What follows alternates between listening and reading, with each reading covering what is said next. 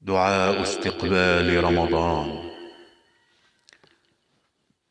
اللهم ألبس أحبتي لباس العافية، واكفهم ما أهمهم، وأسعد قلوبهم، وارزقهم من واسع كرمك.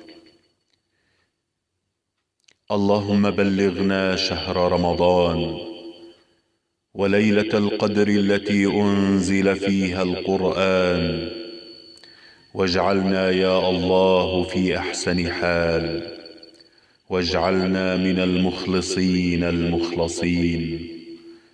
وصلى الله على سيدنا محمد شفيع المذنبين، وعلى آله وصحبه الطيبين الطاهرين، وسلام على المرسلين، والحمد لله رب العالمين.